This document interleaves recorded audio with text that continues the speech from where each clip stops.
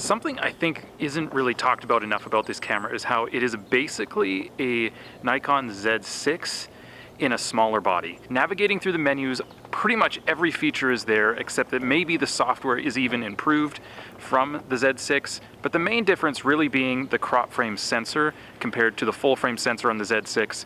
That DX sensor means a little bit more noise, maybe not quite as sharp. It means that lenses are going to feel like they're zoomed in a little bit, resulting in needing a little bit wider lens. For example, this is at 16 millimeters, where on my Z6 I can be at 24 millimeters for pretty much the exact same field of view. So lens distortion is going to be a little different, the depth of field is going to be a little different, things like that. And I also think it's worth mentioning that a lot of cameras and phones too will actually crop in when you start recording video, and they'll crop in further when you do 4K or slow motion, and that this camera, the Z30, does not do that. You get full access to the full sensor of the camera. But internally, it's really not that different. Being that many years newer than the Z6, it pretty much matches it, and the little tweaks in the software have made it even more customizable in some ways than my Z6.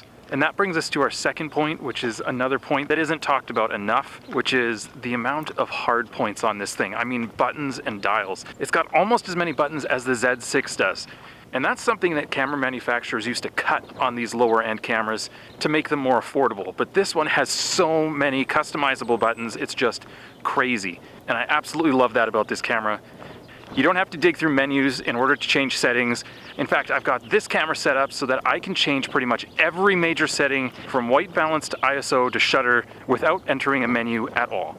The only real thing it's missing from the Z6 is the top LCD panel, which used to be a really big deal pre-mirrorless, but with the touchscreen, live view all the time, it really isn't a deal anymore, so I just don't really miss it. And of course, you also have the flip LCD as compared to just the tilting LCD that they had on the back of the Z6. In many cases, this flip LCD is fantastic, especially for things like vlogging, what I'm doing right now. I can kind of check my framing, check my exposure. Whereas the Z6, you can't do that, you're kind of operating blind. But in a studio context, sometimes I actually do prefer just the tilting LCD. It just feels better to me, but that's such a minor detail, it's hardly worth mentioning. But what is a big deal is the third thing to know about this camera, and it seems a little bit obvious maybe, is that there is no electronic viewfinder. Now online, there's some debate about electronic viewfinders, especially early on. They were a little bit laggy. On my Z6, for example, it's just good enough. And there are times where it just really isn't that usable. And if you're transitioning from DSLR to mirrorless, you're gonna be amazed at how you really just stop having the desire to use the viewfinder at all. In many cases, using the back LCD is just so much more convenient in most situations. And so most people talk about the electronic viewfinder in terms of a situation like this, where it's a sunny day and maybe you can't see what's on the screen because of glare. I'm seeing this LCD fine, and so that might be one situation where you'd use it, or where it allows you to block everything else out and just focus on taking the picture. But I've actually had people asking me about this Z30 versus different Sony cameras last month or so. And this electronic viewfinder issue is something that I brought up every time because they're looking for a photography camera. And in my opinion, the lack of an electronic viewfinder on the Z30 is something that clearly demonstrates that Nikon was thinking of this camera as primarily a video-centric camera. Even though on the Z6, I only use the electronic viewfinder maybe half the time I'm taking pictures, I still do find it useful for taking pictures. Holding the camera in that tripod position close to your face still is one of the best way to take pictures. It's just better for framing, better for stabilization with your shutter speed, those kinds of things. However, the main reason I bring this up when people ask me about the Z30 versus another camera and which one they should buy is because of our fourth point, which is battery life. Because my main complaint with the Nikon Z30 is the problem with switching from a DSLR to mirrorless in the first place, except exasperated. Its battery is tiny. It was already a little bit of a hard pill to swallow going from my Nikon D7000, which when I'd set it up and optimized it for battery life when taking pictures, I could get about 3,000 shutter actions on that camera before needing to replace the battery. I could leave it for days, turned on, without having to worry about whether the battery would drain at all. Sometimes even weeks, Whereas on my Z6, I can maybe get 20% of that. The redeeming quality for me was that I was using it for video and that I was maybe getting an extra 15 minutes of record time in video mode from my Nikon D7000. And then you take these tiny little batteries on the Nikon Z30, and on this Z30, we're looking at about 300 shutter actions before you need to replace the battery if you're being efficient. And record time on battery is a little bit over an hour. That's not very long.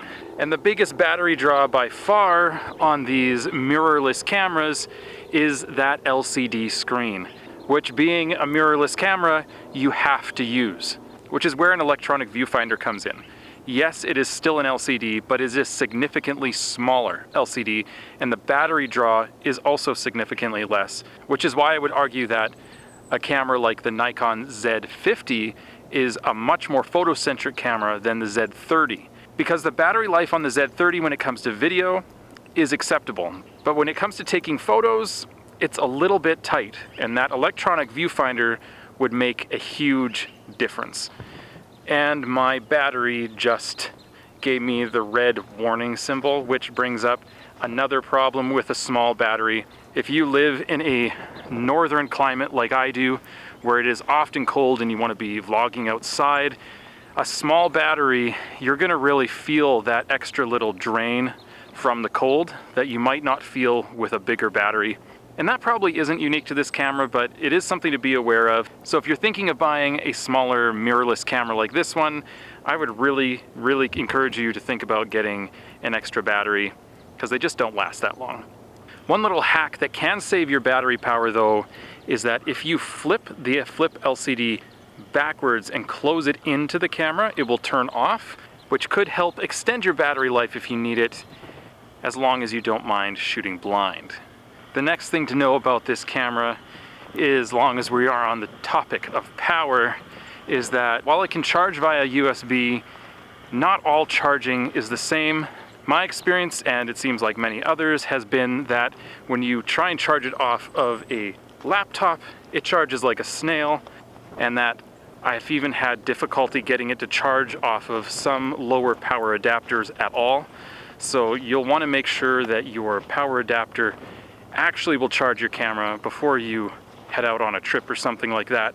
That's worth knowing, I think. One of the things that is great about having built-in USB charging in camera is that you can plug it in while you're recording, say in studio. We do this all the time so that we can shoot a couple hours at a time, whereas the battery wouldn't last that long by itself. This is how you can take advantage of that 2-hour recording time, because obviously the battery is not big enough for you to do that just on the battery by itself. The one thing to know about that is that it technically is not powering the camera fully, and it won't actually charge the battery. It actually just slows battery drain. And while it does do it really effectively, it won't actually charge the camera while you are running the camera and recording. And that's probably a really low instance of people who need to know that, but just thought I'd throw that out there. And the last thing that I'll talk about with this camera is the kit lens. Nikon kit lenses are typically very sharp. This lens is no exception, and at the same time, it's kind of meh in terms of optics and quality. There isn't really anything to write home about. I am very much looking forward to upgrading it one day to something that has a lower f-stop, say a 2.8 or a 1.4. Would go a long way to really showing off what this camera can do, I think.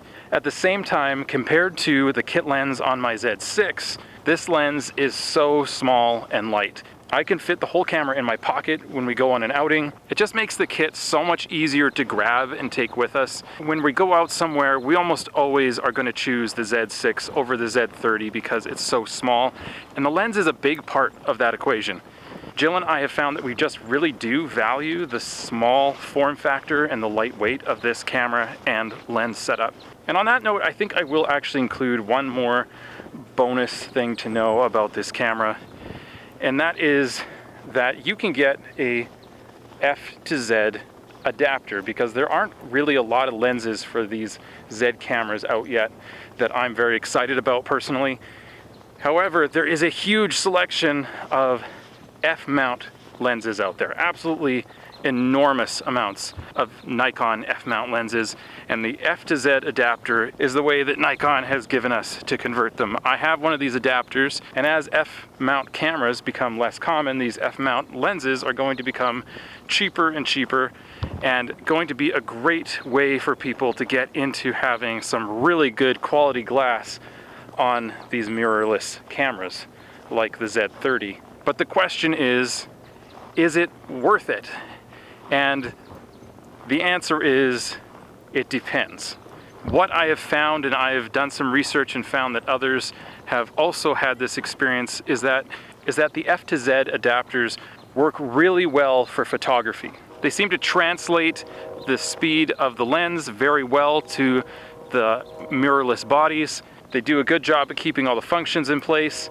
However, they don't work nearly as well as a native Z lens does in terms of autofocus. Don't think this is because of the mirrorless bodies or the F to Z adapters, but more to do with the old f-mount lens technology, and is probably a really good example of why Nikon needed to upgrade their mounting system, reinvent their lens system with the transition to mirrorless so that they could be competitive in the video market. But if you're going to use a follow focus or just focus manually, the F to Z adapters will work fantastic for you.